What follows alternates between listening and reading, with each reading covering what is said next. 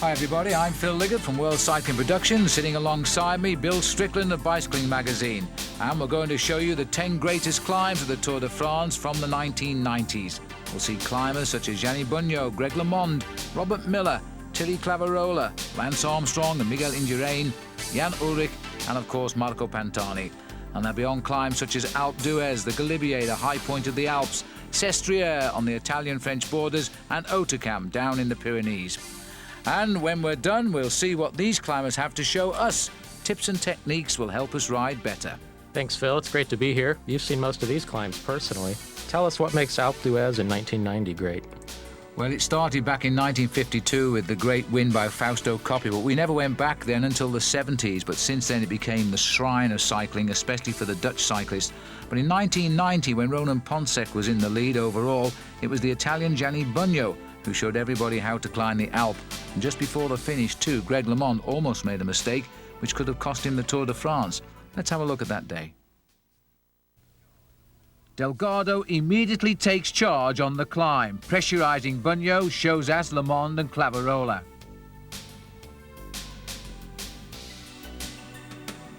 Two and a half minutes behind, Robert Miller and Claude Coquillon leads the chase for Ponsek, as Breking follows on comfortably behind them all.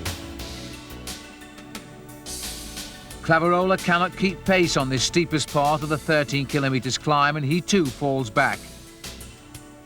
This leaves just Bugno and LeMond in Delgado's wake. Behind, Indurain is caught and passed by the chase group. It's still being headed by Claude Coquillon, while Chiappucci, Colombian rider Abelardo Rondon and Ponsek look quite at ease.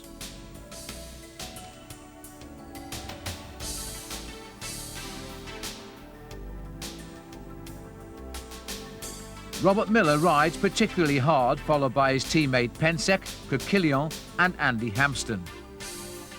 Ponsek is defending his yellow jersey with energy and honour, focusing totally on the slim figure ahead of him of a seemingly tireless Robert Miller. Remarkably, Claverola is catching back to the leaders. Delgado has suddenly tired, while Greg LeMond still follows and Bugno still waits.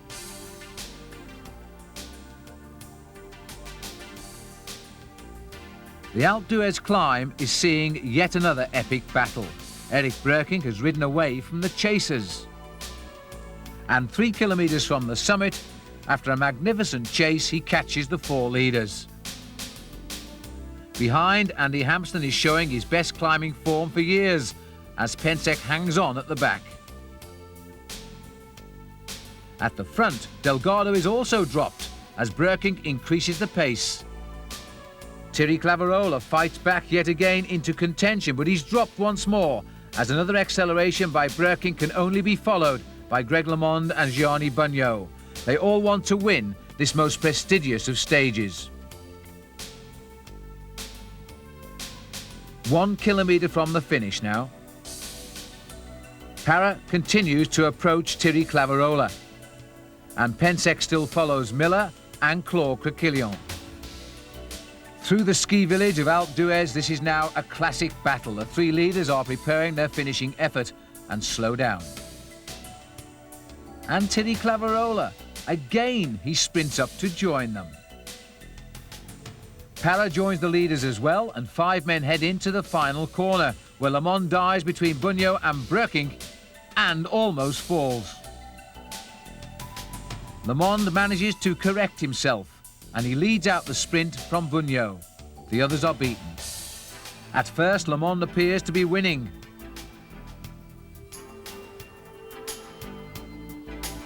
But as the finish line approaches, Gianni Bugno is just too strong and takes LeMond right on the line. He's the first Italian winner here since 1952. That was in the Alps. In the same year in the Pyrenees, we saw one of the craziest attacks ever in the Tour. Yes, we did. The situation had changed on the road to Les Ardennes because the riders had to climb over the mountains, Tourmalet, and it was here where Claudio Chiappucci went on the attack. We love this guy because he made unpredictable moves. He was in the race leader's yellow jersey, but of course he was afraid of the big names chasing him down. Names like Greg Greg LeMond, Miguel Indurain, Pedro Delgado. These were the riders who wanted to beat him. Indurain had yet to have his wonderful period in the mountains as a winner of the Tour, but right now he was in the group that would chase him down, and once we started that climb to Les Ardennes, the picture took on a new feeling. Chiappucci, out in front since the start of the Aspin, still has Brunel and 3 other riders for company. But when you are the race leader, you tend to have to do all of the work, while Greg LeMond here and Pedro Delgado rely on their teammates to set the pace. This gives you an idea as to just how steep the final corners of the Tourmalet are, and Torres climbs it very well. More than 2 minutes later, the elite group heads towards the summit. Indurain is a revelation in this Tour de France. Surely now he must regret having played such an unselfish role in the Alps to help Delgado. The group goes over the top knowing that the chase must be fast and determined if Chiappucci, the brilliant Chiappucci, is to be brought back to heel. Miguel Martinez Torres has no illusions of winning the Tour de France, just a stage. He is far too far behind overall, while Greg LeMond launches the attack on the descent to cut back the lead of Chiappucci, now only just ahead. The chase downhill lasts for more than 20 minutes at speeds of 90 kilometers an hour. The checks indicate, though, that Chiappucci will soon be caught, and so he is. At the base of the final climb, the yellow jersey is caught after an attack that will find a place in the colourful history of the Tour de France.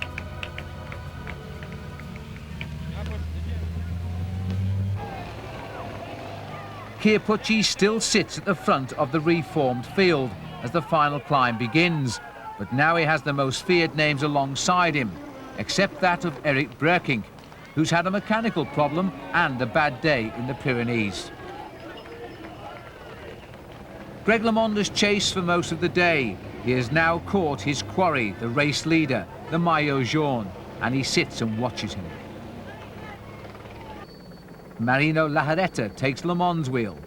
Conti follows, and soon everybody has moved across the road. There's one man, though, who finds he can't. The yellow jersey of Claudio Chiappucci is falling back. The gamble of the day appears now to have been the biggest mistake of the day. Miguel Indurain, Marina Lajaretta are the only 2 riders now who have matched the speed of Greg LeMond. Surprisingly, Pedro Delgado has dropped away.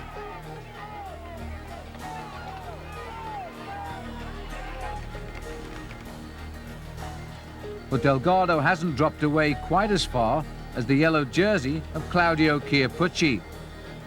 He still lived in hope that he would lead the Tour by the end of the day.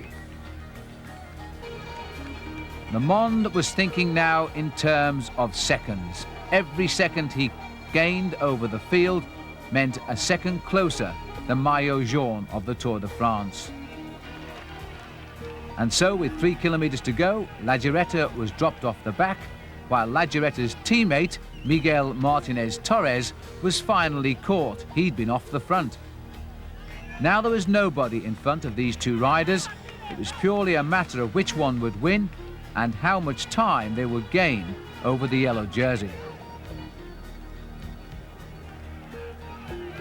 And surely, too, Miguel Indurain was badly regretting now waiting for his teammate Pedro Delgado down in the valley road towards the climb of Alpe d'Huez, because had he not lost so much time on that day, he might have been a real challenger now to Greg LeMond and Claudio Chiappucci. Les Ardennes was becoming one of the most famous climbs in the Tour de France, just like Alpe d'Huez did in the last decade. Just look at the people here now. They had come from far and wide. This was a great festive day, but it was above all the day that they thought the Tour de France would be decided. LeMond knew he needed time and needed it on this climb, because tomorrow there is no great climbs on the course. It would leave just one time trial before the finish in Paris. He needed time, and he needed it now over Claudio Chiappucci. He was not concerned about the stage victory, and quite clearly that most certainly was in the mind of Miguel Indurain, who was waiting for his moment. And the cheers were still there too for Claudio Chiappucci. For anybody watching it on television all day, they know just what a great ride he'd put in. To the final bend, and at last Miguel Indurain lines up for the finish. Greg LeMond is grateful for his back wheel, but not for long. Indurain applies the pressure, just enough to crack the world champion. Greg LeMond's pacemaking up the hill had been formidable, but Indurain now was thinking only of the stage victory.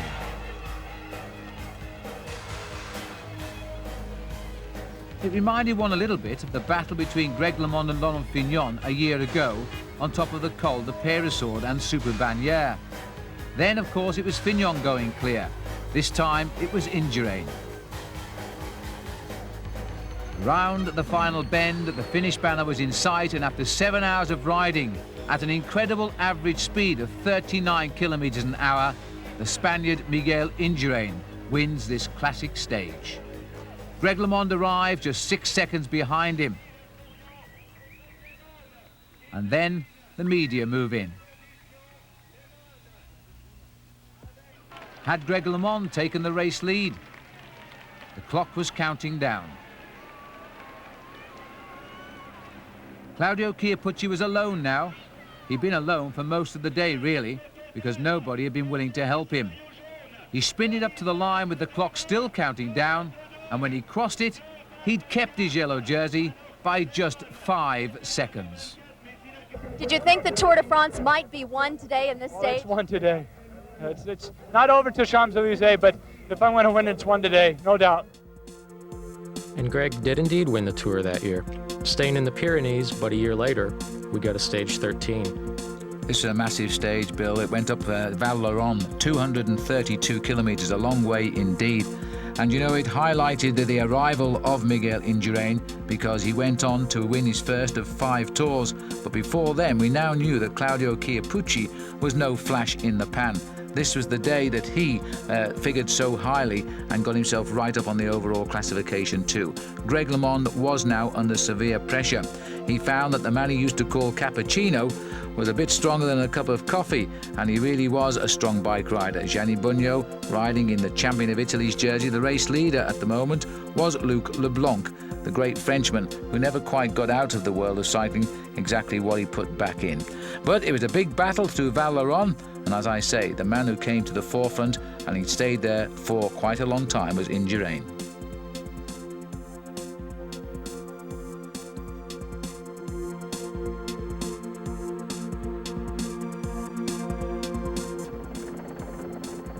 There's a lot of skill involved in going down as well as going up, and it was on the way down that Miguel Indurain put in the attack. He'd noticed that Greg LeMond had lost contact towards the top, and he'd attacked immediately.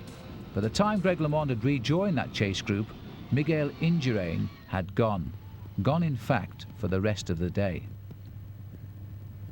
Claudio Chiappucci decided the time was right to try and press on and join Miguel Indurain. And surprisingly, no one in the lead group chased him.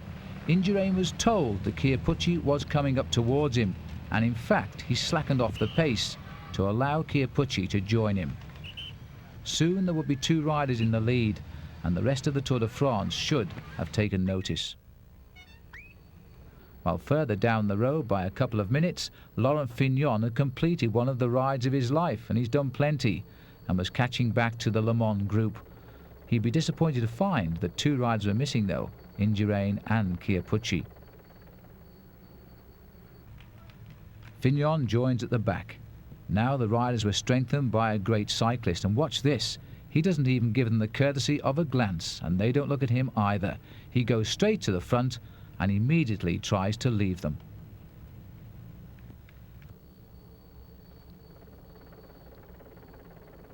Greg LeMond knows Laurent Fignon only too well. He immediately takes his wheel. LeMond at this stage was still feeling strong. He still felt he could defend in this Tour de France. He tried on the Tourmalet. They caught him off guard when Indurain had attacked on the descent, but there was still a chance he could fight back. The 2 riders were forming a perfect partnership. Indurain was setting the pace no more than Claudio Chiappucci. Chiappucci, don't forget, although he finished second in the Tour de France a year ago, has never won a stage in any major cycling tour, and now he was having his best chance. He was a long way behind Miguel Indurain in the overall classification as well. At the start of the day, he was 8 minutes 51 seconds behind Luc Leblanc, while Indurain was 4 minutes and 22.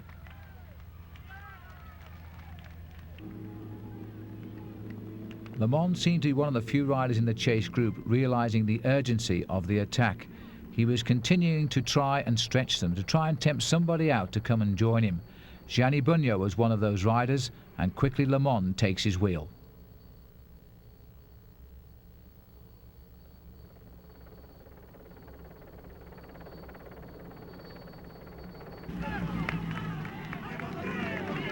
The riders climbed up towards the top of the Col d'Aspin. There was continuing regrouping. Amstel was back, so too was Motte, and the group was once again more or less complete.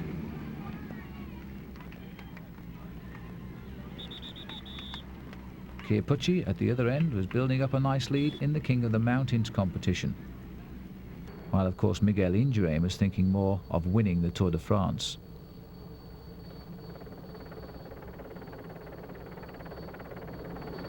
Le Mans was now beginning to show signs of being a tired man, yet his very spirit wouldn't allow him to drop away from the front of the chase group. He loves the Tour de France. He cannot believe anybody else can beat him to the win in Paris. He still continued to drive this breakaway along, although inside he could not have felt very well at all. While at the front, Miguel Indurain and Claudio Chiappucci were driving a train which was becoming a runaway.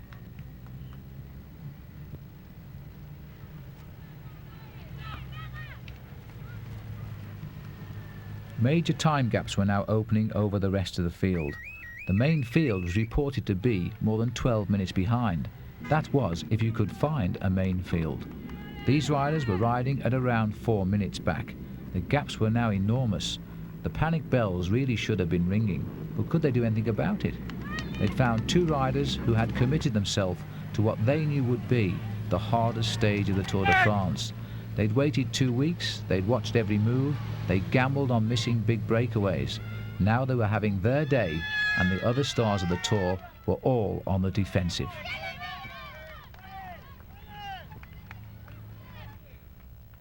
And with the two leaders at the front of the road, further down, Greg LeMond, a bizarre crash, hit from the back by the team car of Gianni Bugno. In fact, Gianni Bugno had just attacked, and the team car was going forward to service him, and Greg LeMond was hit from behind.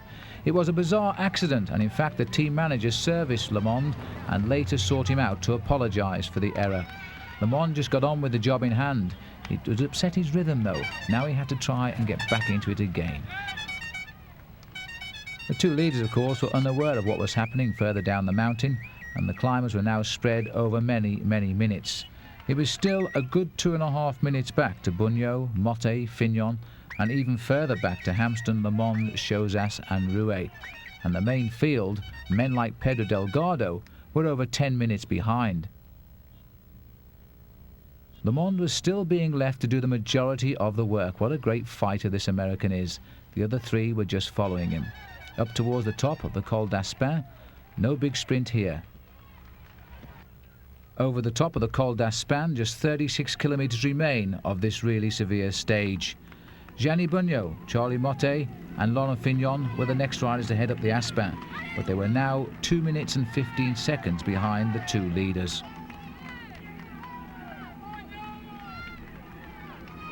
Bugno realised only too well now he'd made a big mistake in allowing Indurain and Chiappucci such an early escape. But you know, in big-time cycle racing, it's sometimes worth gambling on a long one, and that's exactly what Indurain had planned to do. Only Chiappucci had realised it.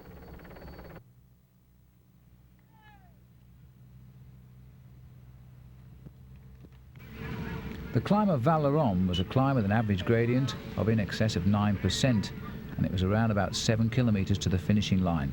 The two leaders now were well clear. The three chasers were just trying to limit their losses at this point. Gianni Bugno still felt he had some fight left in him and was waiting for the chance now to shed himself of Laurent Fignon and Charlie Motte. Further down though, Greg LeMond was now in all sorts of trouble, and this group had been joined by LeMond's teammate Eric Boyer. Boyer was riding at the front, trying to tempt Greg LeMond to keep up with him. The yellow jersey, by the way, of Luc Leblanc had gone over the top of the Col d'Aspin with a deficit of 6 minutes and 42 seconds, and that, believe me, is a long way behind the lead. This was the first time in any Tour de France for Greg LeMond he had taken a big packet. He'd hit the wall in a big way.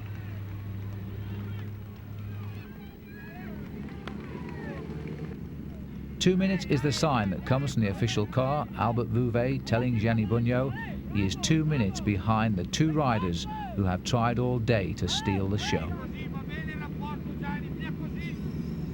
And Laurent Fignon still continues to fight. He recovered from that long chase across the valley road, and he's still riding a great race in the Pyrenees. Charlie Motte hanging on to a rejuvenated Fignon. Greg LeMond was suffering silently behind the wheel of Eric Boyer, just hoping soon the finishing line would be with him. Of course, all of his critics were saying, which day would he now give up the Tour de France, because for sure he was never going to win it. One of the two riders in the lead seems certain now, barring accident, to win this year's Tour de France. They built such a lead over everybody else, and the design of this course this year was such there was only 2 more mountain stages to come and 1 time trial. All the road races in between were really for the sprinters or the gamblers. Even the Basques were cheering a Frenchman here because they had their man in the lead, and Fignon wasn't too impressed. The final kilometre, the red kite in the sky, and Miguel Indurain, as he so often does in the Pyrenees, was heading up towards the chance of a stage win. He's won twice in the Pyrenees before, in fact in nearby valleys. He wasn't going to win for a third time, as Claudio Chiappucci sprints ahead to take the victory by 1 second. Chiappucci's first ever big stage win in a major stage race. He was absolutely delighted. But of course the man who is now the new name in the Tour de France is Miguel Indurain. He was to become now the new leader and the man to pull on the leader's yellow jersey. He was now going to lead this race by 3 minutes. Gianni Bugno came home, he hung on, and he improved over those last few kilometres. He actually finished 1 minute and 29 seconds behind Chiappucci. There was still just an element of doubt as to who would win this year's Tour de France. And the great performance by Laurent Fignon. He finished 4th, 2 minutes 50 seconds back. What did it take out of him? A year later, again in stage 13, Chiappucci gave us what I know you, Phil, have described as one of the greatest rides ever in the Tour. No question. If I'd have been around in the days of Fausto Coppi, I might have seen some epic escapes, but this, in modern cycling, was the epic escape. Claudio Chiappucci ripped through the Alps, headed for Italy, his home nation. He did it with a brilliant breakaway, and of course he won the stage. It meant that in the end, Miguel Indurain really had to sort himself out and launch an attack to stop losing his race lead. It was the most brilliant stage, and really I couldn't find the words to aptly describe what was one of the escapes of the Tour de France, any Tour de France.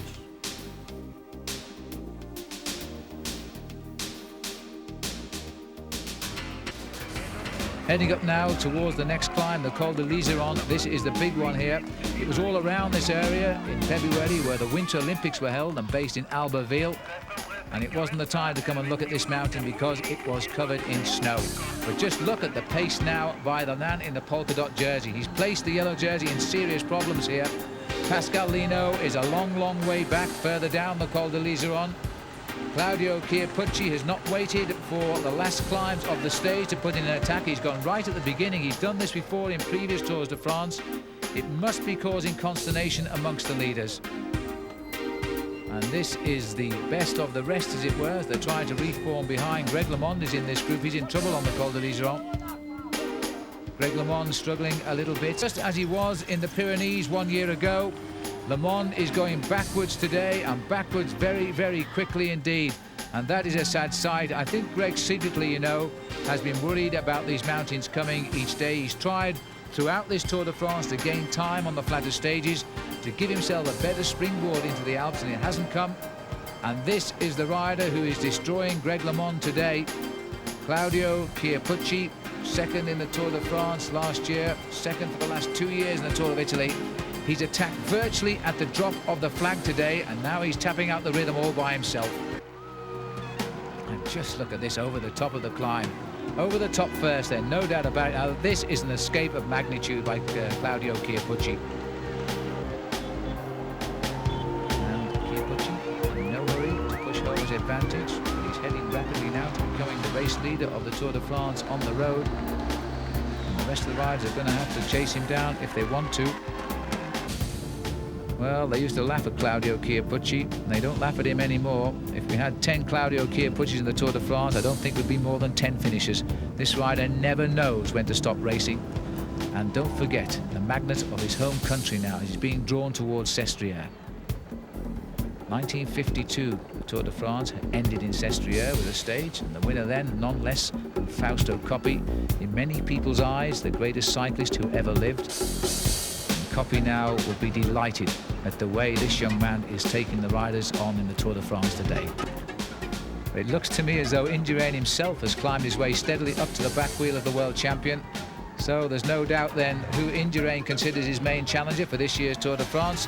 As we go up to the top of the climb now, the Col de Montchény, and it's still the same man at the front. He's won every climb today in the Alps, and that is going to give him a near unassailable lead in the King of the Mountains competition. As they come up towards the top of the climb, we've got Bugno and Indurain now chasing them down. So the big names, it's been a struggle, but they've forced their way to the front here. 3 minutes and 33 seconds down on Claudio Chiappucci. That's a long way. And the Maillot Jaune, by the way, Lino, is 5.5 minutes down on Chiappucci, and that will keep him out of the yellow jersey. Chiappucci could be in yellow tonight. The man he's got to worry about, and indeed the man who's worried about him, is Miguel Indurain. He is now trying to chase down Claudio Chiappucci, and that is going to be some chase. They've been joined there, so it looks as though Bugno, Indurain, Hampsten and Vona have got themselves together. Oh dear me, look at the face now of Claudio Chiappucci, because he's on the last climb. This is the climb up to Sestriere itself. Surely he's not going to crack now. This has been an escape of magnitude. Some 190 kilometers in the lead so far for Claudio Chiappucci, and this will go in the history books as one of the escapes of any Tour de France in modern times. Indurain knows it too, and this is the first time we've seen Indurain come out in this race and have to take on the racing himself and not rely on his team to close this race down. The only time that Indurain has really put his own effort into this race has been in the first time trial at Luxembourg. He built himself such a comfortable lead there. He hasn't really had a chance or wanted to do anything so far, but now he knows if he's going to save this Tour de France, he's got to stop Chiappucci, and he's got to stop him today. Indurain isn't worried about his finished position today. He's more worried about the actual time gains of Claudio Chiappucci, who could be heading for the Maillot Jaune right now, because Pascal Lino is in terrible trouble and losing a lot of time today. The yellow jersey could be the return now after this marvellous ride by Claudio Chiappucci. It will go down as one of the finest escapes I've ever seen in any of 20 Tours de France, and the Italians know it too. They're trying to coax, pull and drag their man home in Italy. The Tour de France very rarely makes an incursion into Italy, and surely now they're not going to allow Claudio Chiappucci to lose not just the stage win, but the manner in which he has won this race. He's not been afraid of anybody in this year's Tour. He's attacked the minute this stage has started, and I can't believe when he attacked at the beginning of today's stage of 254 kilometres, he really expected to be in this position now coming up to the finish. Look at this crowd. And even the motorbikes are in the way now, and this is really unfortunate because you lose your rhythm. And actually, Chiappucci just asking the crowd to pull back. Let him see the road to the finish, please, at Sestriere.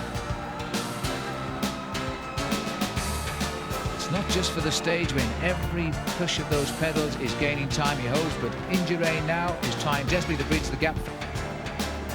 So the arrival of Claudio Chiappucci, and this will be remembered as one of the finest escapes in the history of the Tour de France, in the manner of Fausto Coppi. All he's got to do now is hang on just long enough to come to the finishing line. All of his folks are waiting for him in Sestriere. He's climbed over the top of the Col de Cézanne, the Cornet de Roselon, the Col de Liseron, the Col de Montchény, and now the climb at Sestriere. Maximum points today in the King of the Mountains, maximum in the Accolade Stakes as well for Claudio Chiappucci.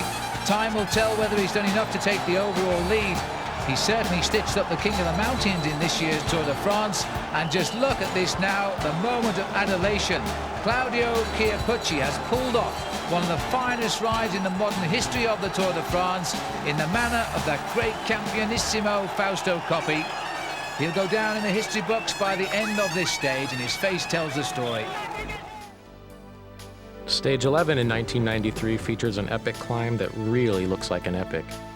Well, the Col de Vars at 2,109 metres, followed by the Bonnet at 2,800, the highest road in France, by the way. They call it the Col de Bonnet because it goes round in the circle at the top, and then finishing at Isola 2,000, an all-category climb. This was one for the record books as well. It was a great battle. Tony Rominger was in the thick of it, of course. Laurent Fignon decided to give up, and it highlighted the brilliant climbing of the Scot Robert Miller on the Col de la Bonnet. A marvellous stage, and one to remember.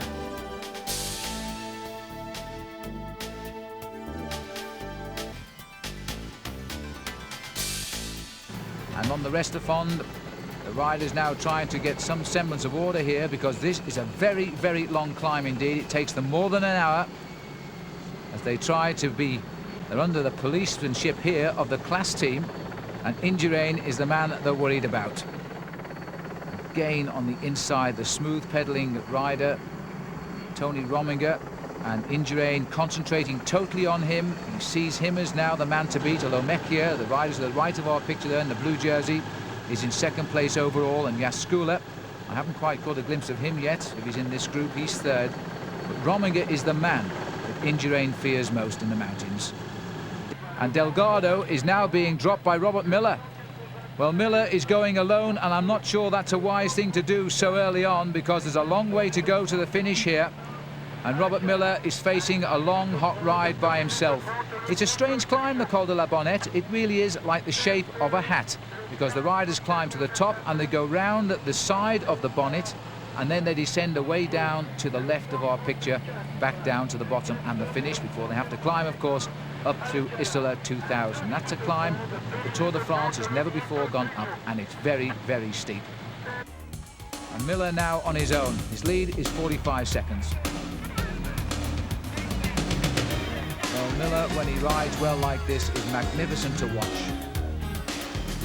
Now riding his 11th Tour de France. Rode his first tour back in 1983, and that was when we first saw the Scots' great talent. Finished 14th that year. He's Delgado now going back to the select group containing Indurain. And among others, Jaskula is also there. So too is Rominger, Mechia. I think Hampson is there as well. I'm not too sure though whether in fact Erik Breukink is there, and he could be the big name that's missing. So Robert Miller on his way at the front, but facing a long, tough ride to the finish if he's going to survive for his first ever stage win in the Alps.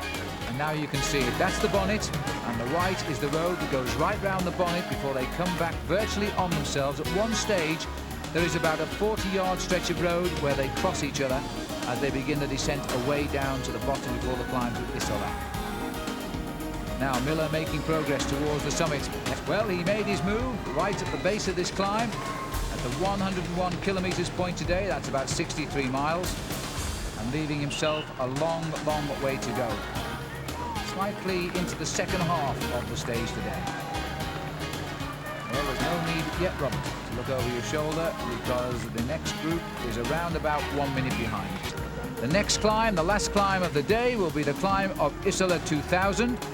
They welcome the Tour de France for the first time, and they've named all of the corners after the past greats of this great event. There aren't too many corners. You can see the slope going right down ahead of us. There's just a right-hand bend that brings the riders through, and we've now accomplished that as we begin to regroup at the base of the climb up to Isola 2000. And that's the face of Miller now as he struggles on the climb, and that is the sad sight, because they're bringing him back. Well, Miller has had a tremendous breakaway, but I don't think he will survive the attacks that are going to come for sure now. They will launch the attacks, and Chiappucci has come up to this group with a marvellous descent off the top of the La Bonnette, because he was something like 3 minutes down on the climb. He's bridged that gap, and he's done it all with a very, very good descent of La Bonnette. So, a poor start to the Alps might be a nice finish for Claudio Chiappucci. As he starts the climb here, and the rider right alongside him is Bjorn Ries. There's another surprise now. Bjorn Ries, free of his team leader, Moreno Argentin, who's changed teams this year. And Ries now free to ride his own race, and he's having a great tour. Early leader in the King of the Mountains, but quite honestly, nobody would have expected Bjorn Riis to be in at the kill after a day like this. Indurain still showing no signs of feeling the pressure. Rominger setting the pace, but not cracking the master. 4 kilometers to the top, 2.5 miles to climb, and Indurain content now to set the pace, and seemingly Rominger content to follow it. They've tamed the devil. He's now riding no-handed in 3rd place. No doubt about thinking of something else, but will you believe this? Miller's only just come on, and he's gone. Robert Miller has gone again, inside 4 kilometers to go. I don't know where he's found the effort from, but Miller has gone, and that is a superb piece of riding by the Scotsman. Robert Miller, who has done so much on the climb of La Bonnette, he was caught right as this climb began. He's gone again, and Indurain has not responded. He wants somebody else to do it. Indurain is watching the one man he fears. He's got him in 2nd place, Tony Rominger. Jaskula is sitting at the back. And one has to say, Zenon Jaskula has followed the wheels these past 2 days, but he's followed them very, very well indeed. Bjorn Riis is still up here as well. Mechia, Kipucci has found his 2nd life. And now they're leaving it to Indurain to try and bring back Robert Miller. Obviously, Miller had sensed that the time was right, but it looks now as though Indurain is the man who's going to spoil a great day out for Robert Miller. He's a man we always expect to ride well in the Pyrenees. He's won there before, but he's never won in the Alps, and it looks now as though he won't be winning this year either, because this is the last day in the Alps, and it's been a real sort out of the men from the rest. There's no doubt now that the winner and the top places from this year's Tour de France is going to come from this very elite group. As we pass underneath the 2 kilometers to go banner, Jaskula still hanging on there. I think he's got his braces caught to the saddle of Mechia. And Indurain now just sitting there, pedalling straight by Miller, doesn't even look at him. Miller looking to who the last man is. He's going to try and snatch the wheel and hold on. Rominger through on his wheel. Kipucci, Mechia. And just look at the lovely crowd here for the first time now on Isola 2000. They talk of this as the new Alpe d'Huez of the Tour de France, and maybe one day it will be. It's a tough climb, a kilometer to go, and I think it's Jaskula. Yes, it was. Jaskula's waited to see that red kite in the sky, and immediately Rominger says, "You're not spoiling the party now," has gone across to him. And well, you might have guessed it, that Indurain is the man who's marking Rominger everywhere, and they go straight by Jaskula, and Rominger has been forced to make the counter-offensive, and indeed Indurain has just gone straight up to him with all the ease of a champion.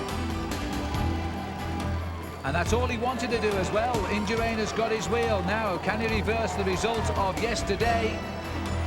Because Rominger is in with a chance of doing 2 in a row. I think it was Joop Zoetemelk who last did that in the mountains when he won 2 straight stages. Rominger, who's ridden the Tour de France twice before, and you wouldn't have known he was ever in it, is now a great man and a great threat. Champion's the word, and we're looking at 2 of them.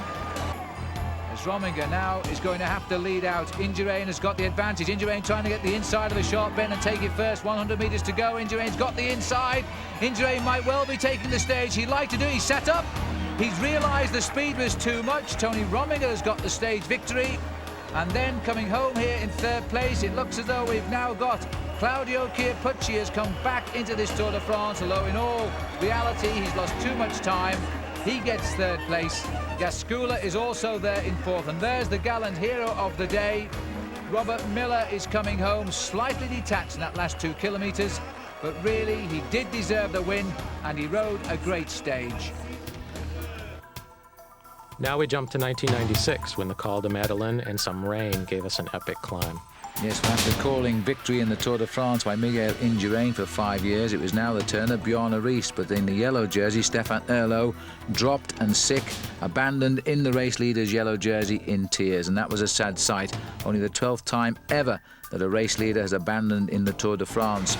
Johan Bruneel found the difficulties of the Tour de France too. He slipped off the edge of one of the sides, as did many riders on this occasion, a lot of riders being very lucky to escape serious injury. And it was made famous too by the attacks of Bjorn Riis, Laurent Dufaux, Luc Leblanc, Peter Luttenberger and Richard Virenque. But brave souls who have come up onto the climb of the Cormet de Roseland, which has come after 163 kilometres. An attack there by Bjarne Riis, champion of Denmark, but not so at the back of the race, because I think there is the odd tear in the eyes there of Stefan Erlo. 3 days in the Maillot Jaune in his first Tour de France, and the way he's riding there, I think it's all over for him. Well, they brought back Bjarne Riis. Riis had a meeting in November with his team and promised them he could win the Tour. The majority of the meeting have laughed so far, but you know, he does look to have good form. If they believe in Riis and give him the support, who knows? Laurent Dufaux. And Dufaux, in fact, a minute 15 behind the leader on the road, Bolt. But look at this man, he was the leader of the Tour de France. He has signalled to his team car, it's all over. Well, I think by my reckoning, he is only the 12th man to leave the Tour de France wearing the Maillot Jaune. And Stefan Erlo, he does have a problem. I think it's tendonitis in his right knee. He is out of the Tour, and that is very, very sad. We're back up at the front now, and Dufaux has in fact joined, not joined, but passed Udo Bolts, the attacking rider, who went clear on the climb of the Cormet de Roseland. He has now been caught and dropped as we've gone over the top of the Bourg of the Prima Bourg Saint-Maurice. And now Laurent Dufaux is going to make a bid as we join the rather narrow roads here on the descents that are bound, but at least the sun has come out. There's some very, very difficult descents on the Cormet de Roseland. Oh my goodness me! And that is a rider from Rabobank who has gone clean off into this ravine here on the descent of the Cormet de Roseland. And in fact, it is Johan Bruneel who has gone down, but he looks perfectly okay. What a shock. And in fact, can you believe this? This man is just looking for another bike. I doubt whether they'll get the other one back. And there it is, Johan Bruneel, who's having a great ride. He was with the main chase group on the mountain. Straight back into the fray and hardly a look backwards. Absolutely amazing. But you know, the leaders have got themselves together today. They've just tested one another out, but they've kept themselves basically together. That's Luc Leblanc, who seems to be moving up for an attack. He's gone straight up to the front, and Luc Leblanc going clear.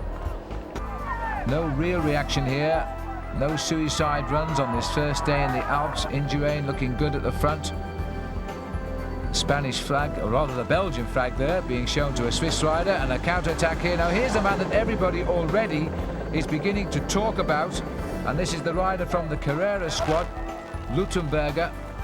First Tour de France for him. I saw him race in South Africa as an amateur. He's a superb climber. He's gone straight up to the side of Richard Virenque. Rather, Richard Virenque has come up behind Luttenberger, and because he doesn't want him to get too much of a lead, as Luc Leblanc heads up towards the finish at Les Arcs, ironically now in the sun. What a day this has turned out to be. The King of the Mountains has been dropped. We have seen the yellow jersey abandoned. We've known of one bad crash to Johan Bruneel, who has climbed back on his bike. And now we're heading up towards the finish here, and the race is beginning to fragment. And that's Zula and Indurain. Indurain has been dropped here. This is not the going forward part of the group, this is the going backward part of the group.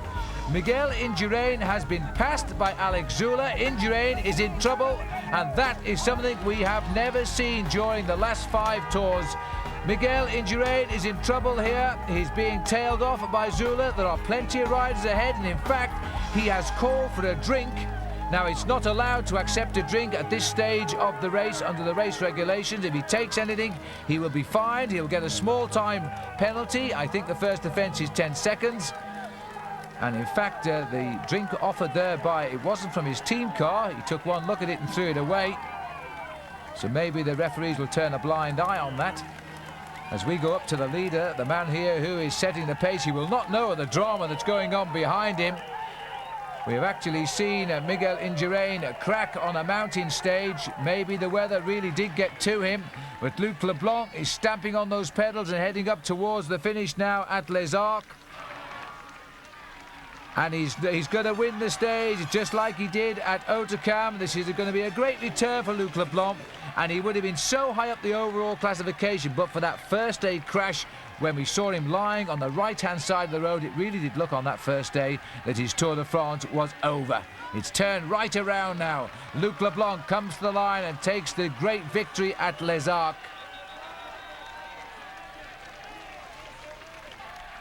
But here's the story of the day. They've all crossed the line on top of the mountain, including now the pink jersey of Alex Zula.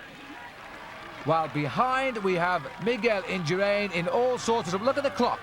3.5 minutes to Zula, and it's still counting to Miguel Indurain. You know, this man could have lost the Tour de France on this one bad day in the Alps. He's clearly hit the wall. He's been unhappy with the weather. The weather has been atrocious, but it's come good here at Les Arcs. Maybe he's finished up with too many clothes on. He's hyperventilated, but whatever the reason, Miguel Indurain today appears human, and he's never done that for the past 6 years of the Tour de France. Later in 1996, on stage 16, Bjarne Riis gave us one of the most vicious climbing attacks we've seen.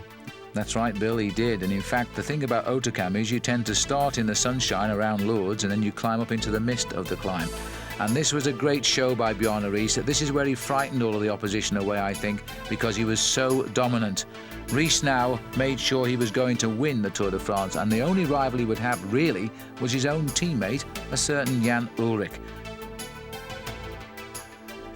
Original breakaways all swept up. It's been a good day of racing by just a handful of riders trying to slip away, but they haven't managed to do that. The team car on the left of our picture there was TVM, which means we must be coming up on Laurent Roux. The indications are the gaps have been closing all of the time.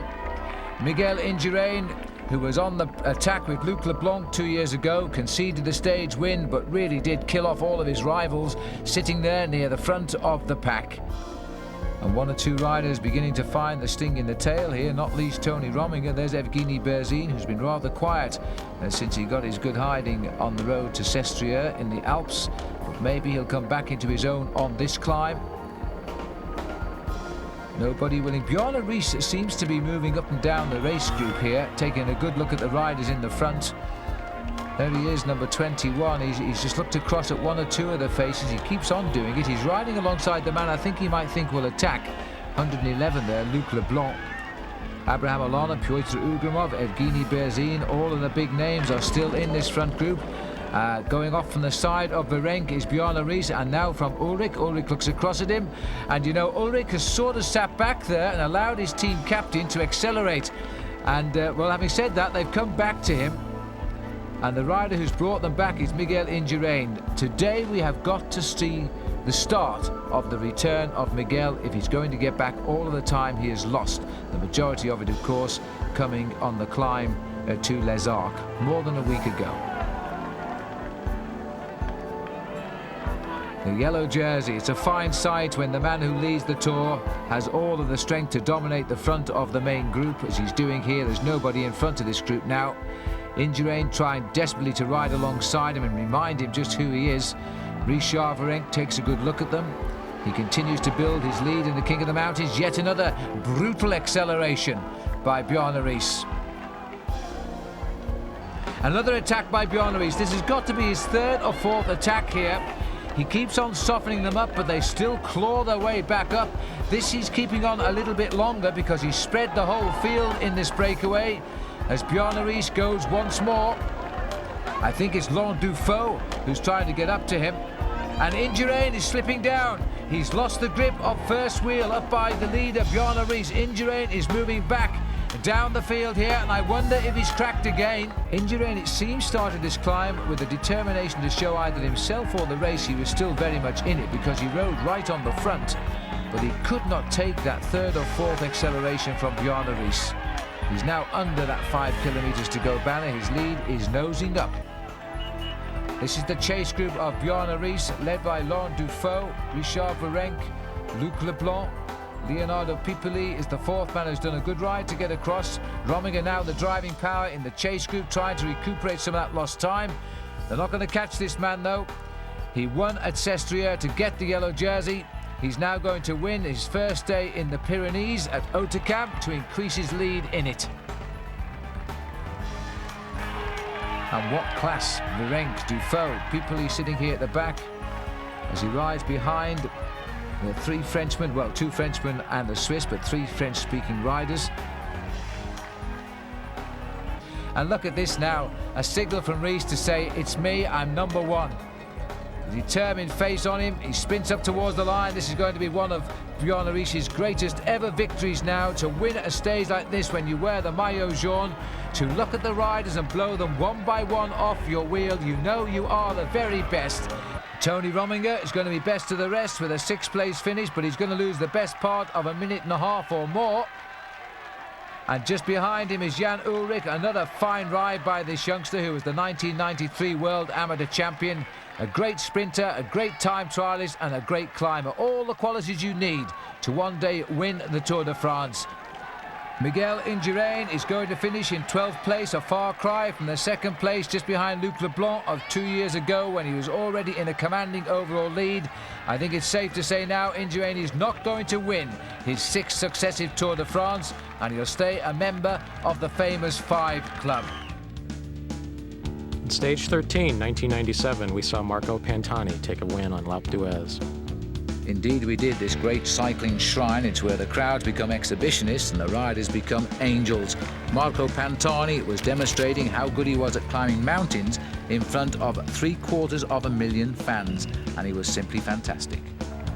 Well, I think this is really the climb everybody has been waiting for, Paul, and immediately the yellow jersey is there, the polka dot jersey is there, and Casagrande is there, and Riess is there. Well, that's remarkable because, Phil, this is the mecca of the climbs for all of the climbers. Every climber wants to win here on Alpe d'Huez, and I'm quite sure Richard Virenque does as well, because he's never won a stage of the mountains in the Alps.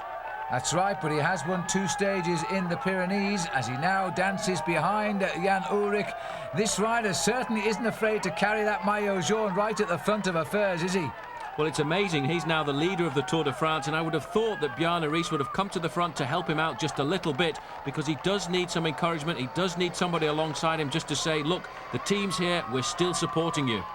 He's still looking for Bjarne Riess. He constantly looks over his shoulder to see where Riess is. He is an amazing rider. It's almost as if he's the reluctant leader of the Tour. It's very strange to see him riding like this. There on the right-hand side is Elefantino, Marco Pantani, now nicknamed also El Pirato, the pirate. And he really is trying to put some pressure on these riders. Now he moves to the front, and Riess still looking very comfortable. Well, he too has scored big victories in the Pyrenees, now looking for a win in the Alps as well. This is a savage acceleration by Pantani. This is on the early slopes of the climb as well.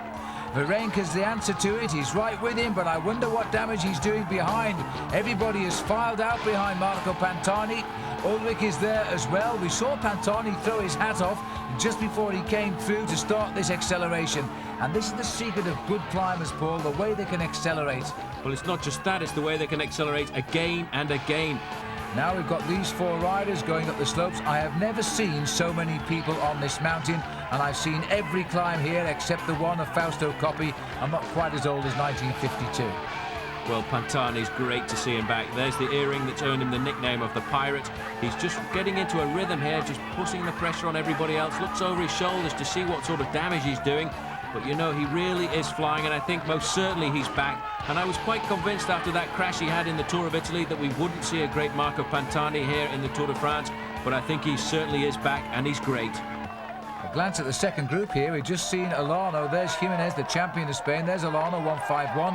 Escartin is here. Now, this is interesting. That's Laurent Madouas also in this group. Now, look at this, Paul. We've gone back to the leaders just in time because it looks as though they've cracked Riess.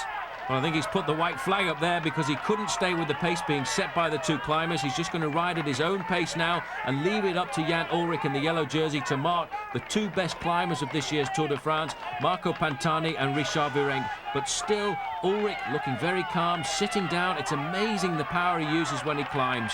And a man who thought he could ride well on the Alpe d'Huez, Luc Leblanc, also falling away from the leader. He's a long way behind. Well, this hasn't been the season for poor Luc Leblanc. He was looking set, and oh crikey, back to the leaders, and it looks as though Ullrich has cracked unless Virenque opened the door and pulled round behind him. Well, I think Virenque just couldn't stay on the wheel of Marco Pantani, and the reaction now has come by Jan Ullrich, and he's closed down on Pantani, the climber, so it just goes to show how strong the man from Germany is. To respond to an attack like that really is quite remarkable. The one man struggling now, Phil, is Richard Virenque. In fact, that acceleration out of the corner there has put the climber from France into difficulties, and he couldn't stay with the 2 leaders. So now just 2 men up the road, Marco Pantani in the yellow jersey of Jan Ullrich. exactly, but look at the face on Richard Virenque. He's suffering like a dog, and all he can do now is just hope that he can pull himself back. Well, he knows he has a little bit of time in hand, and it's probably just as well, because I think he's finally decided to let the little pirate escape.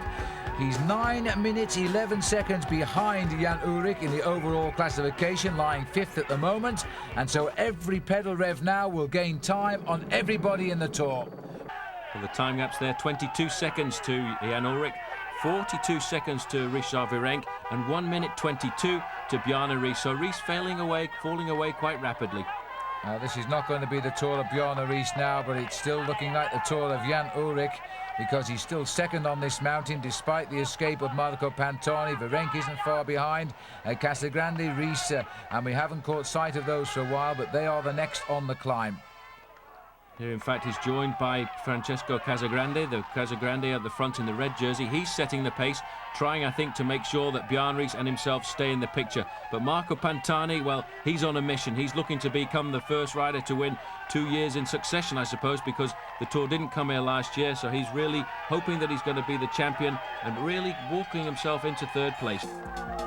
This is the first time that Jan Ullrich would have experienced this climb with all the crowd out there. A lot of Germans have come now to the Tour de France as well to support this man, because I think they can see the makings of a champion, a new man on the block, the man who I think is probably going to dominate the Tour de France for the next few years. But Phil, just look at the crowds.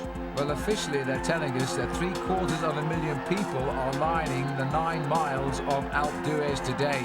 That might be an exaggeration, but when you see shots like that, I'm no longer sure it is.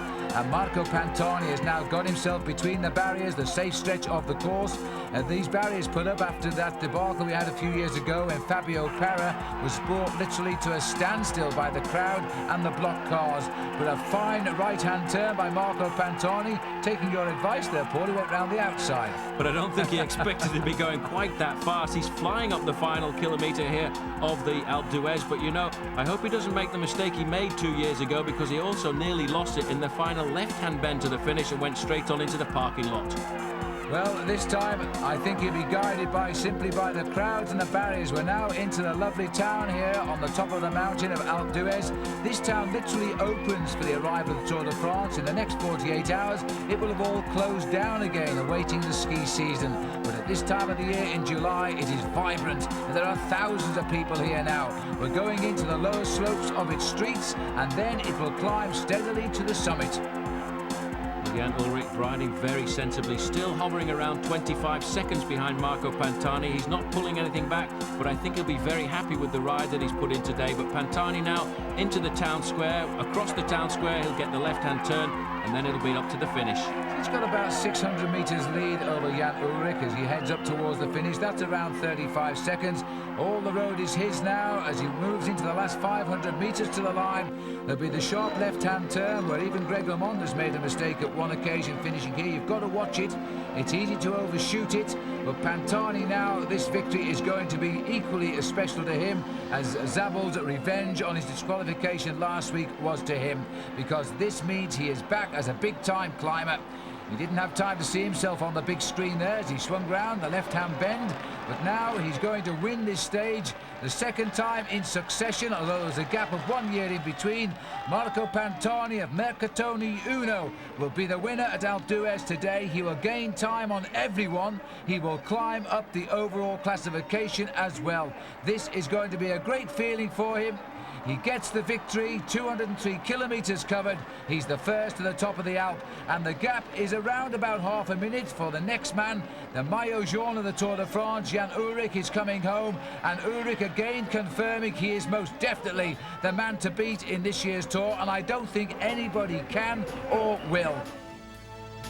The mountain parallel with Alpe d'Huez is Les Deux Alpes, and we go there for our next stage, stage 15, 1998. Yes, this was a long stage as well, just under 5 hours. The weather conditions were not good, and it wasn't a good day for Jan Ullrich. He was in trouble at the bottom of the climb because he'd had a flat tyre. The pirate was getting ready to leave the ship, and once we got onto the climb, of course, he would attack. It was a tough one for Ullrich, and he put his Tour in danger, and looking for the race lead was a man called Marco Pantani. And the man had attacked on the giant Col de Galibier as well, but still with 45 kilometres to go, had he gone too far. Ullrich was forced onto the fence all of the time. This was to be a great stage, and in the thick of it too was Bobby Julich.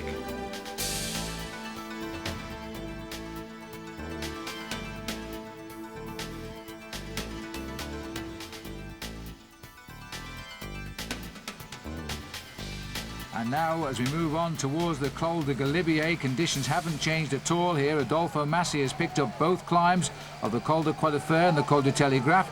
But conditions here on the Galibier are quite atrocious now. We're going up to the highest point of this year's Tour de France, and Pantani isn't going to wait. We're a long way from the top and a long way from the finish here, and nobody's reacted. I make it 11 kilometres to go to the summit here, Phil, and Pantani has not waited. In fact, he's looking over his shoulder to see if there's any reaction behind, and it's coming from Luc Leblanc. Now, this man crashed on the first climb of the day, the Col de Croix de Fer. It didn't seem to affect him at all, and now he's got help, and that's what he wants, because there's an awful long way to go to the finish from the top of the Col de Galibier, but it looks as if Luc Leblanc is in serious difficulty. Well, he's tried to go across to Pantani, but I don't think he's going to even get onto him here, because the weather is bad, and I think Luc Leblanc is thinking better of the attack here. Certainly no reaction at all from Ulrich, content to set the tempo, because remember, this attack has gone very early. Once we go down off the Galibier, we run through the valley before we climb up to the finish at Les Deux Alpes, and this has caused all sorts of consternation now. What a move by Pantani there. He's going to pick up Christophe Renera, who was away at the bottom of this climb now, and I'm sure he will go straight by him. This is a serious move today by Marco Pantani. Remember, just over 3 minutes behind overall at the start of this stage. He's no longer looking for stage wins, Paul. He certainly isn't. He's trying to blow the Tour de France apart this afternoon. Now, there is one of the team soigneurs, I think, from the Mercatoni squad. Now, that is probably an illegal move there, passing up a bottle to Pantani and also passing up a racing cape. Well, somebody's gone behind that caravan. It looks as though it might be Bobby Julich in the corner there. It is. Julich's going straight on. He was trying to put his cape on as well. Well, he lost it going around the corner there, obviously deciding to go straight on instead of trying to turn around there, and he's going to be quite scared on the descent now. He's obviously used that opportunity to stop and put his cape on. He's trying to wrap it up now. All of these riders trying to keep as warm as possible, because it's very difficult. Phil, there's a problem here with the yellow jersey. Well, the yellow jersey, I think, has got a flat tyre, and it's another puncture here. We're not very far away from the climb of Les Deux Alpes either, and the weather conditions have closed in, and once again, Jan Ullrich is finding the Tour de France is not his friend. Well, on the slope of the Deux Alpes already, Marco Pantani has started to climb up towards the finish, but that was a very slow wheel change for Jan Ullrich there, picking his way through the cars, and you can see there, this town we're coming into now is the start of the climb, Les Deux Alpes, so Jan Ullrich once again in difficulty at the bottom of a mountaintop finish. Well, we are going to struggle to bring you the pictures now, but that is the time gap, I presume, back to the Jan Ullrich group, and that is 4 minutes, which puts Pantani in the yellow jersey now, and already Ullrich is out of it. What an amazing tour this is turning out to be, and we're still being run off at record speed. And the big problem for Ullrich this afternoon is he does not have any teammates with him. They've all been left behind on the slopes of the Galibier, and Marco Pantani is riding a time trial here to what for him I think is going to be a second victory, because he's not showing any signs of being affected by the cold weather. He hasn't got a raincoat on now. He's obviously thrown that away, and he's going to ride up this mountain as fast as he can. But the drama further back, Phil, is Jan Ullrich cannot get into a rhythm, and in fact he's losing time on the Bobby Julich group, and still he has nobody to help him. It appeared initially he was coming back, but he looks to me as though he's not just cracked physically, he's cracked mentally here. And the way he's dropped back now, he's a very lonely rider indeed. Nobody around to help him, and his Tour de France could be running away from him. And I never thought we'd say that this year. Well, he's very, very unhappy, that's for sure now. He's a little bit confused as well, is young Jan Ullrich. The Tour de France, he obviously didn't have the right depth of his form. We were wondering if he was overweight. He certainly isn't that, but I'm wondering too if his preparation hasn't been quite right this year. And Pantani is now going to find out the answer to that, because he is putting home the attack here. He is gaining minutes over the rest of the race. Here's Bogert now, but still staying in the frame. Well, there's Bobby Julich as well, setting the pace, trying to pull back a little bit of time on Marco Pantani, but it's slipping away. 4 minutes and 4 seconds, 41 seconds behind him is Jan Ullrich. So Ullrich is slipping away, and Bobby Julich could be riding himself into the yellow jersey. And there is now, Rees has now picked up Jan Ullrich, so it's looking as though he might get a little bit of help at hand here. And you know, I keep thinking about Les Deux Alpes because they got the Tour away from Alpe d'Huez. The first time the Tour has been here. It's probably the most dramatic day we've seen in Tour history, in modern Tour history, and they've got weather like this. It's quite a shame, but it really has created a dramatic race. Here's Bjarne Riis now trying to come back up to Jan Ullrich. It's as if the whole of the Telecom team have been devastated this afternoon. The racing has actually been up the Deux Alpes before because the Tour of Italy came here several years ago. On that stage, it was Marco Pantani's teammate Bobrick who won the stage, and Pantani had a very bad day then. But today it looked as if he's turned the tables around because he's flying up this mountain and really writing his name into a legendary mountain stage of the Tour de France. Well, as we saw earlier, this mountain is for the Italians today. The borders are not very far away as the road goes on towards Sestriere. And Marco Pantani is giving the Tifosi exactly what they wanted to see.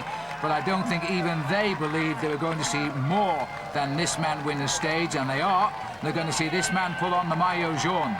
Well, look at this now. Ullrich officially is 6 minutes and 10 seconds back now as Jimenez goes down on the inside of them. He was up with Pantani at one stage and he's completely blown. Jan Ullrich is suffering badly here. 6 minutes, I can't believe it. And almost 6 hours in the saddle as Marco Pantani comes into view of the crowd at the top of Les Deux Alpes.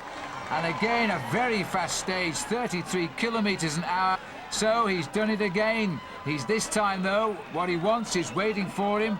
When he saw the route back in October, he said, the Tour isn't for me, I'll come out and win stages. He seemed to confirm that with a terrible prologue time. And now, in the Pyrenees and the Alps, he's come right back into the reckoning. And Bobby Julich will not let go of this year's Tour de France. He continues on as he races now up to the finish. Also already gone through is Christophe Renero, so Julich will get 5th on the stage.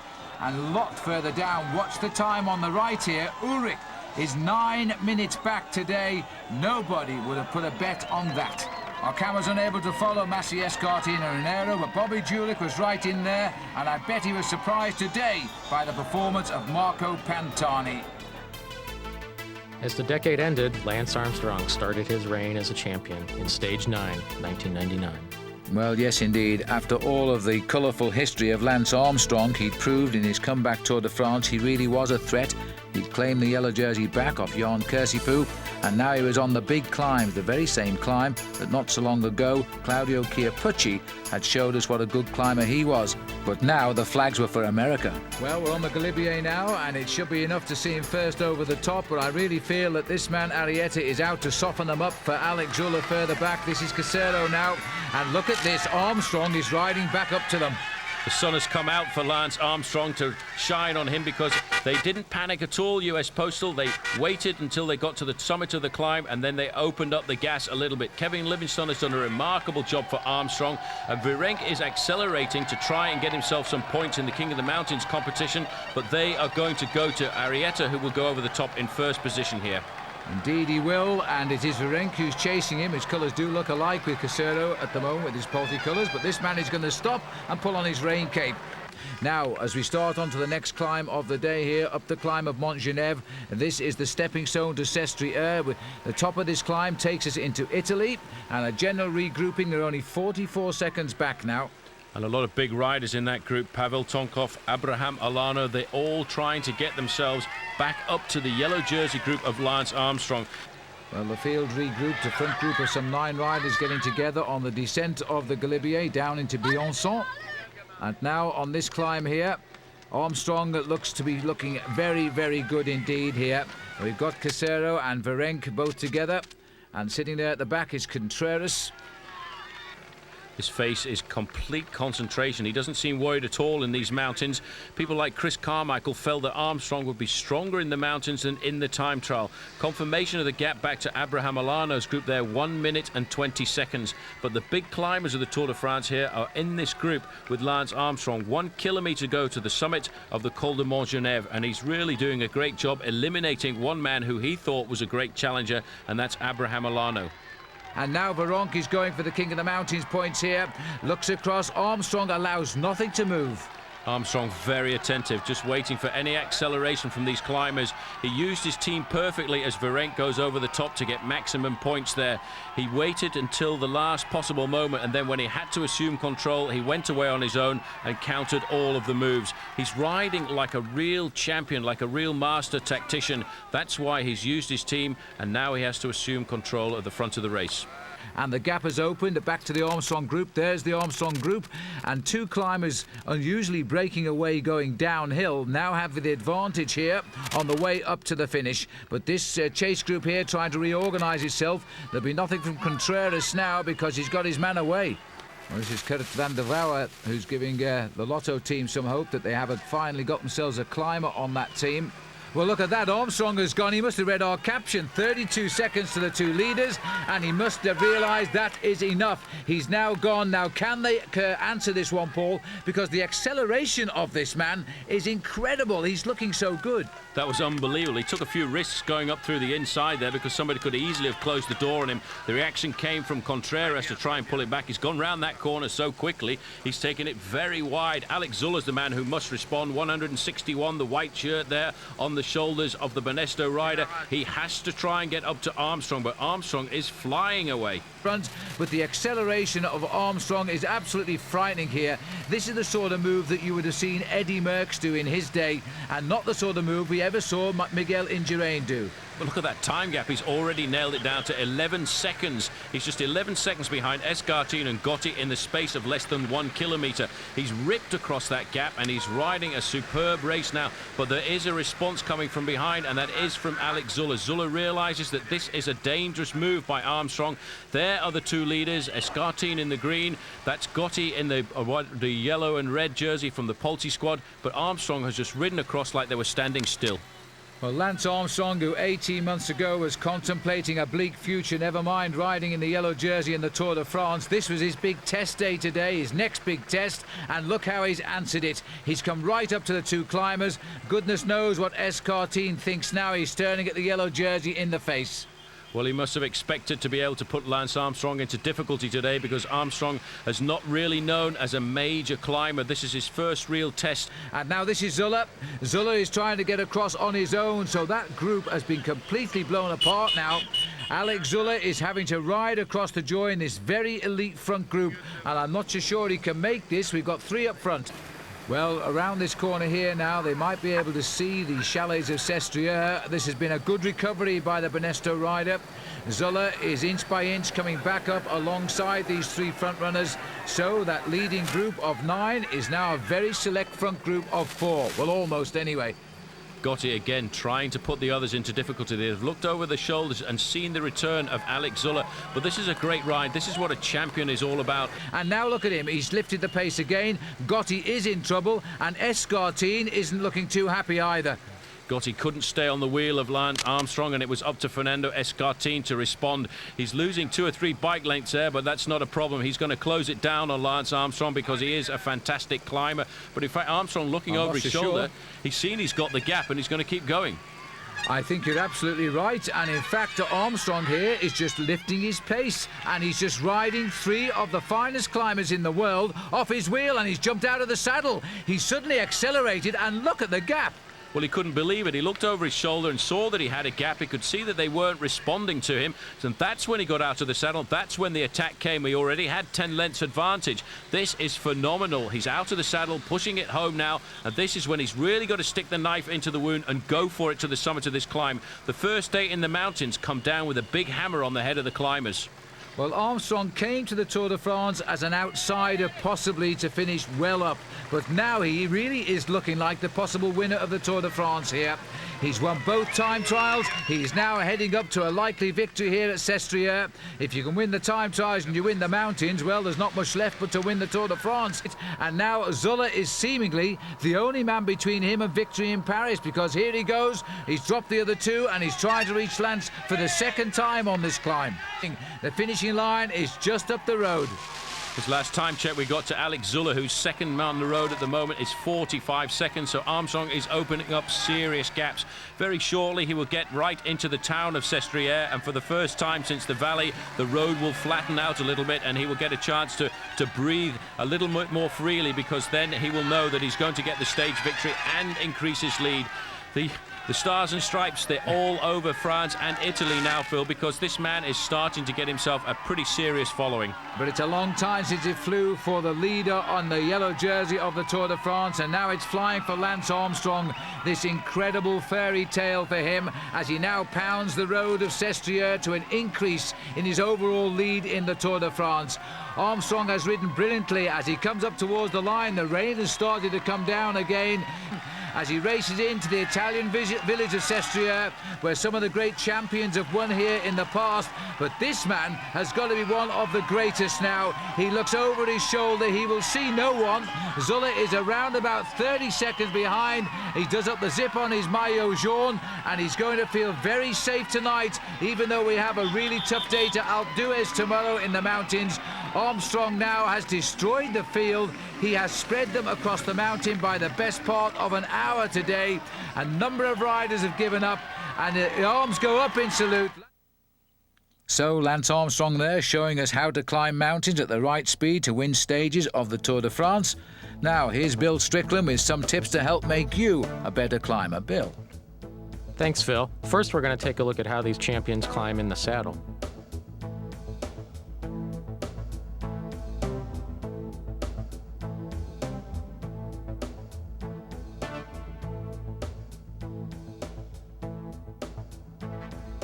Sitting is the most efficient way to climb. When you stand, you use about 12% more oxygen and spike your heart rate by about 8%. So it makes sense to stay seated as often as you can. Look at the racers' elbows, which stay bent and relaxed, and their backs, which never hunch. This keeps your diaphragm open for easy breathing and also keeps you from rocking on the bike, which wastes energy. Like our climbing champs, keep your hands on the brake hoods, or about a thumb's length from the stem on either side of the bar. You'll have more control, breathe easier, and stay loose. All riders start to tense up when the effort gets hard. To prevent this, focus on 3 key areas. First, move your jaw to keep it from clenching. Next, drop your shoulders to keep them from hunching. And finally, wiggle or drum your fingers. These 3 areas are barometers for the rest of your body. If you keep them loose, chances are the rest of your body will be relaxed as well. Synchronize your breaths to pedal strokes. This helps you pace yourself up the climb. Another breathing trick: to get great oxygen transfer, push your stomach out as you inhale. This takes practice. Most of us naturally pull our stomachs in when we inhale. As the climb progresses, alternate your position. Shift your weight back on your saddle to use your powerful hamstring and glute muscles. For continuous, intense power output, when the pedal reaches the 5 o'clock position, pull backward on it. You're doing this right when your heel drops on the downstroke. Then, after a few minutes, scoot forward toward the nose to give those muscles a rest and use your quads. 2 other positioning tips. With your upper body bent forward about 45 degrees, you use mostly the muscles in your butt and lower back. Sit more upright and you put more burden on the thigh muscles. Doing this can give one set of your muscles a temporary rest while you use the others. And the final point about sitting: don't worry if you lightly bob your upper body. The more still you are, the less energy you waste. But even the greatest climbers bob slightly. It keeps us loose and helps establish a pedaling rhythm. Although standing is less efficient, it's just as important to climbing success, because you generate a lot more power when you're out of the saddle. And it just looks cooler too. When should you stand? Well, there aren't really any rules. Generally, light riders stand more often than heavy riders. The right mix for most of us is about 10 to 25% of our total climbing time. Stand when you're responding to attacks, when the pitch gets severely steeper, or if you start losing power in the saddle. To make a smooth transition, as one pedal goes down, shift your weight onto it and rise smoothly out of the saddle. Shift up 1 to 3 gears. You can handle bigger gears when you stand. Chiappucci, Pantani, and some of the other racers we've seen are some of the greatest out-of-the-saddle climbers ever. The idea of standing is not just to use all of your most powerful muscles, but to let gravity do some of the pedaling for you. Let your body weight move the pedals by dropping onto them. 2 final tips about out-of-the-saddle climbing. To get maximum power from your butt muscles, they should feel like you're standing to get up out of a chair, not bending to sit in it. It's a very fine difference, but an important one. And when you're on really steep stuff, climbs with a 10 to 20% grade, forget about pushing down on the handlebar with your arms. You'll climb better by pulling up on the bar on the same side as the downstroke. So far, we've talked about how to maximize your climbing ability, how to be a star. But what about those times when all you want to do is hang on to your friends and finally reach the top with the group instead of behind it? Here's a great strategy for survival. Most riders begin a hill in a comfortable gear and shift to progressively easier gears as climbing effort increases. Our survival technique goes against instinct. You shift to a harder gear when you start to slow down. Here's how to do it. As you start the climb, shift to an easier gear sooner than you normally would. Spin away on the bottom 2/3 of the climb. Wait for the right time to make your upshift. When your cadence begins to fade and you start moving forward in the group as your overgeared companions slow and begin shifting to smaller gears. Shift to a harder gear, 1 to 3 cogs smaller, and stand. You'll have a slower RPM, but this allows a more powerful pedal stroke with the same energy output. Don't accelerate. Your tendency will be to stand on the gear too hard. This might feel great for a few strokes, but you'll end up paying for it. When you sit, shift back to the easier gear. This works because you save energy while others burn it, and keep your heart rate down even when you shift to harder gears. But stick with this sneaky technique and you'll surprise your Superfly friends and yourself. Hey, thanks, Bill. It's too late for me to learn, but I hope the viewers have learned something today. Well, we'll leave you with some of the heroes of the Tour de France in these marvellous images of the years gone by. For Bill Strickland, I'm Phil Liggett saying, hope you enjoyed the tape. Goodbye.